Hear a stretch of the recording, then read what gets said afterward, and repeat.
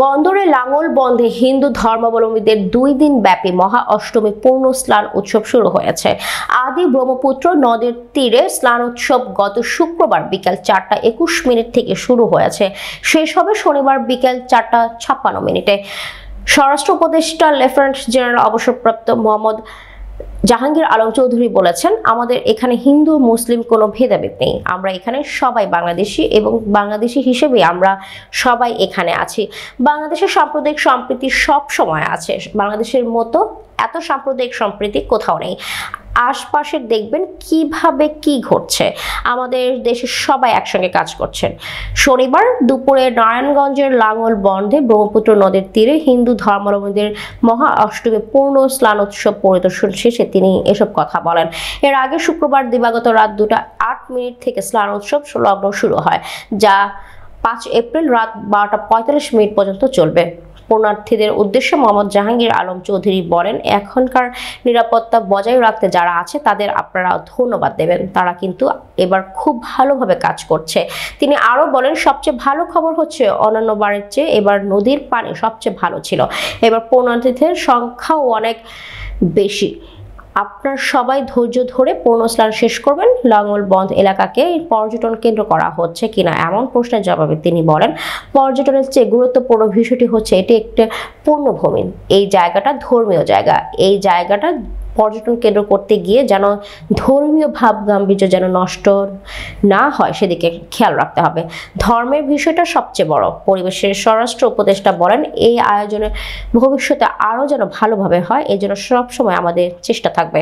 সবসময় নদীর পানিও যেন ভালো থাকে সেজন্য আমরা কাজ করব। নদীর পানিটা ভালো রাখা সবচেয়ে বেশি গুরুত্বপূর্ণ। এই সময় জেলা প্রশাসক মোহাম্মদ জাহিদুল ইসলাম মিয়া, জেলা পুলিশ সুপার প্রত্যুষ কুমার মজুমদার, মহানগর বিএনপি আহ্বায়ক অ্যাডভোকেট শাখাওয়াত হোসেন খান, স্নান উৎসব উপদেষ্টা কমিটির সদস্য শঙ্কর সাহা ও জয়কে রায় চৌধুরী বাপ্পি সহ বিভিন্ন পর্যায়ের নেতাকর্মীরা উপস্থিত ছিলেন।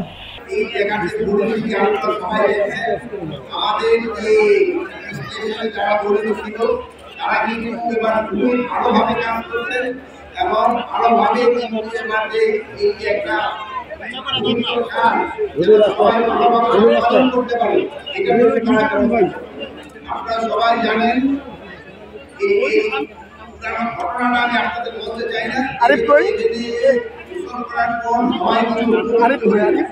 আমি আশা করবো যদি দূষণ করার পর আপনাদের পবিত্র হয়ে যাচ্ছেন, এটা সবসময় এটা বজায় রাখবেন। এটা যেন পবিত্র যেন আপনারা সবসময় আরেকটা হলো প্রশাসনে যারা জড়িত ছিল তাদের আপনারা একটু ধন্যবাদ দেবেন। তারা কিন্তু এবার খুব ভালোভাবে আরেকটা জিনিস হলো একটা সবাই একটা ভালো খবর হলো যে সবচেয়ে ভালো অন্যান্য বারের তুলনায় এবার এবং এখানে পুণ্যার্থীও কিন্তু সংখ্যা অন্যান্য বারের থেকে অনেক বেশি। এবার পুণ্যার্থীদের সংখ্যা অনেক বেশি। আবার এবার যে এটা করতে হলো কিন্তু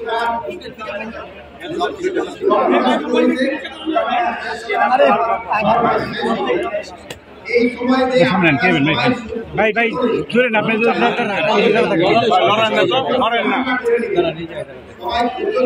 আপনি তারা ওরা করে আমি মুক্ত করেন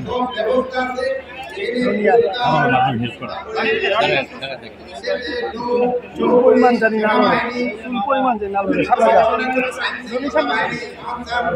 সবাই কিন্তু আপনাদের সবাই কিন্তু আছে আপনাদের সেবা দেওয়ার জন্য এবং স্বাস্থ্য সেবার জন্য এখানে সিভিল সার্জন আছে। আপনারা দেখছেন পুলিশ আসছেন, ডিসি সাহেব আসছেন, তারপরে এসপি সাহেব আসছেন এবং প্রায় সেনাবাহিনীরও এবং সবাই কিন্তু এখানে কাজ করে। আমাদের এখানে কিন্তু কোনো ধরনের কোনো ভেদাভেদ না। হিন্দু মুসলমান বৌদ্ধ খ্রিস্টান এখানে কারো কোনো ভেদাভেদ নাই।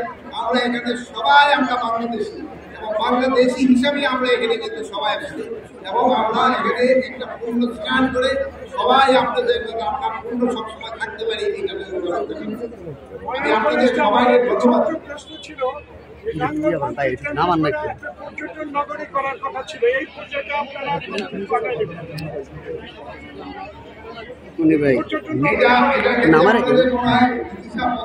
ঘোষণা করতেন পর্যটন মন্ত্রণালয়ের সাথে আলাপ করে এটাকে পর্যটন কেন্দ্র কিভাবে করা যায় না।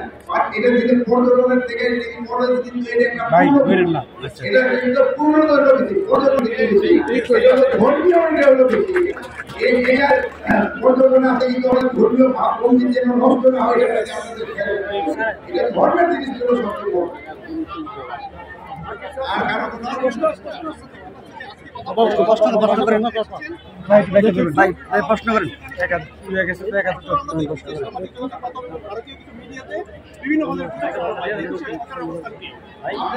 আপনি নিজেই বললেন খুবই ভালো। এই কোন মিথ্যা সংবাদ দিল ওটা কিন্তু অটোমেটিক কি হয়ে যাবে, কোন টিমে কোথায় কি বললো। অনেকে আছে যে মিথ্যা সংবাদ দিলে হয়তো তুলনায় বেশি হবে, সে পয়সাটা বেশি। এই জন্য কিন্তু অনেক বিদেশি মিডিয়াও হয়তো আমাদের দেশে যাদের সাথে সম্পর্ক ভালো তারাও অনেক সময় চায় যে একটা মিথ্যা সংবাদ দিন, আর আপনারা সত্যি সংবাদ দিয়ে তাদের এটা আপনারা কাউন্টার করবেন এবং তাদের তাদের আমি আশা করবো আপনারা সত্যি সংবাদ দেবেন। আমি আশা করবো আমাদের যদি কোনো ভুল থাকে আপনারা বলেন, আমার কোনো আপত্তি নেই, কিন্তু কোনো মিথ্যা সংবাদ দেবেন না। আপনারা যেরকম দেয় এই জন্য কিন্তু আপনারাই বলতেছেন আপনারা মিথ্যা সংবাদ দিবেন, আপনারা সত্যি সংবাদ দিবেন। এই জন্য আপনাদের আমি ধন্যবাদ দিই।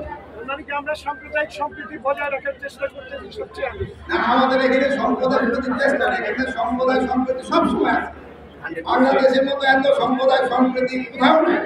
এখানকার জনগণ কত সম্প্রদায় সম্প্রীতি আছে, অন্যান্য আশেপাশে দেখে কিভাবে কি করেন। আমাদের দেখেন এখানে আমাদের হিন্দু মুসলমান বৌদ্ধ খ্রিস্টান সব ভাই বোনেরা কিন্তু একসাথে আছে, সবাই কিন্তু কাজ করি।